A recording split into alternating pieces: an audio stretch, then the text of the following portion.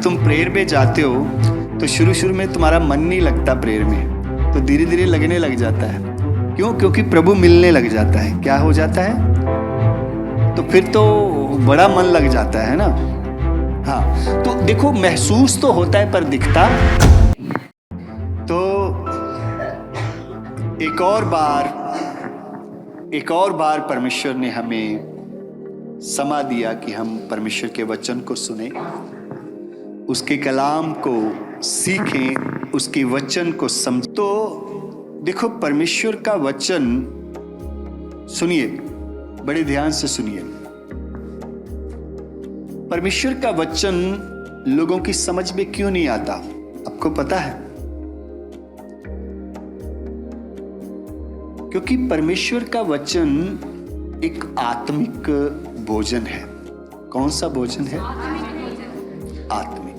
तो जब तक आपकी आत्मा ही मरी है तो आपको यह समझ नहीं आएगा। तो सबसे पहले आपकी आत्मा को जगाना होता है। प्रभु यीशु ने नहीं कहा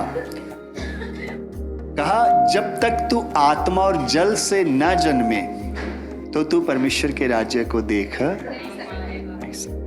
निकोदेमुस यही तो कह रहा था, कहता मेरी तो समझ में नहीं आ रहा तू क्या बोल रहा है।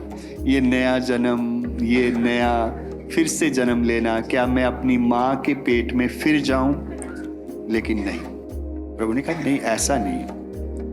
कहता तू देखता हवा चलती है, और कहता तू हवा को महसूस तो कर सकता है पर उसे देख नहीं सकता। अर्थात ऐसा ही है आत्मिक जन्म। मतलब तेरा जन्म तो होगा, ठीक है, तुझे महसूस तो होगा पर तुझे दिखेगा नहीं। मतलब देखने की चीज नहीं है ये क्या करने की है? महसूस करने की। जब हम परमेश्वर की संगति में जाते हैं तो महसूस होता है कि नहीं आपको?